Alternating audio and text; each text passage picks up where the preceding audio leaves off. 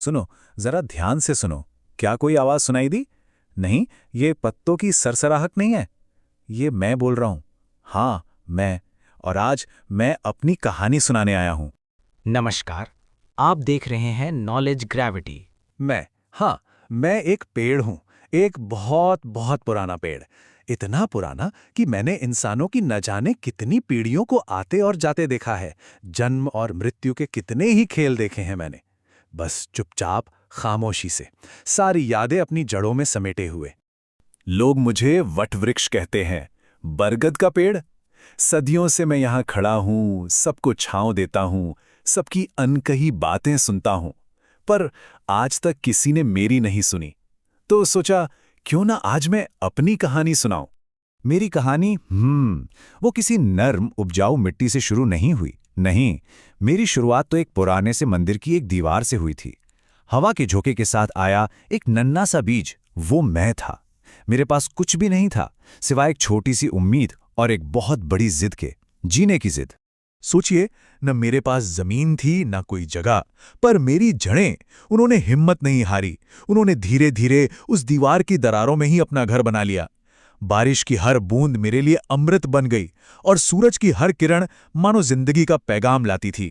और मैं बस बढ़ता चला गया। एक ही जगह पर सदियों से खड़ा हूं मैं। पर जानते हैं, एक जगह खड़े होकर मैंने वो सब देखा है जो शायद भागती दौड़ती दुनिया कभी देख ही नहीं पाती। मैं वक्त का वो खामोश गवाह हूं जिसने इतिहास को अपनी आंखों से बनते देखा है। मुझे याद है, राजा महाराजाओं का दौर था। उनके थके हुए घोड़े मेरी छांव तले सुस्ताते थे। फिर वो वक्त भी देखा जब आज़ादी के दीवानों के नारों से आसमान गूंज उठता था। मैंने तलवारों की खनक को महसूस किया है अपनी छाल पर। और फिर धीरे धीरे मैंने अपने आसपास एक पूरे शहर को जन्म लेते देखा। मैं हिल नहीं सकता था, पर यकीन मानिए, मैंने सब कुछ महसूस किया है। लेकिन मेरा वजूद सिर्फ मेरे अपने लिए नहीं है। मेरी हर एक डाली, हर पत्ता, मेरी हर जड़ किसी और के लिए है। सच कहूं तो मैं सिर्फ एक पेड़ नहीं हूं, मैं तो अपने आप में एक घर हूं, एक दुनिया हूं। ये जो शहर की हवा में घुला जहर है ना, मैं उसे अपनी सांसों में भर लेता हूं ताकि हवा साफ रहे। मेरे इन घने पत्तों के बीच हजारों पंछियों का बसेरा है, उनका सुरक्षित घर। मेरी छांव तले न जाने कितने थके हारे मुसाफिरों ने सुकून पाया है, कितने बच्चों की खिलखिलाहटें गूंजी हैं और कितने ही बुजुर्गों ने किस्से कहानियां सुनाई हैं। है ना ये घर जैसा ही। और मेरी एक खास बात बताऊं, ये जो मेरी लटकती हुई शाखाएं देख रहे हैं ना, ये मेरी हवाई जड़ें हैं। ये धागों की तरह नीचे आती हैं, मानो जमीन को ढूंढ रही हों। और जैसे ही इन्हें मिट्टी मिलती है, बस ये एक और मजबूत तना बन जाती हैं।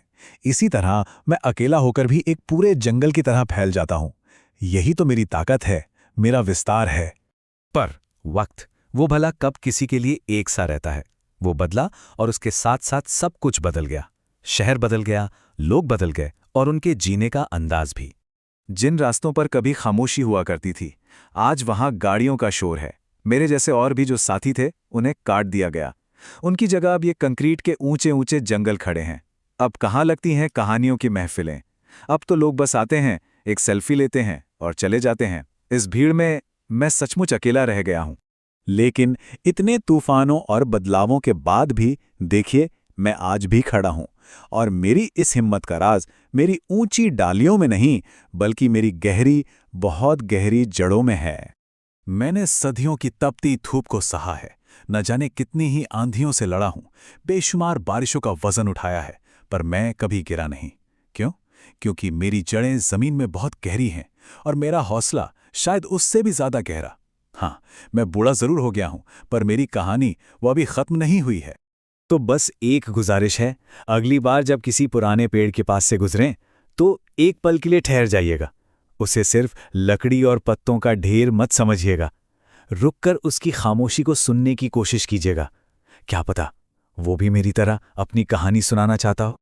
मैं एक पुराना बरगद हूं, एक जिंदा इतिहास, और मैं यहीं रहना चाहता हूं, हमेशा। बस जब तक मुझे यहां रहने दिया जाए। तो दोस्तों, अगर आपको ये वीडियो पसंद आई हो तो लाइक करें, शेयर करें और चैनल को सब्सक्राइब जरूर करें। मिलते हैं अगले इंटरेस्टिंग टॉपिक के साथ। तब तक के लिए धन्यवाद।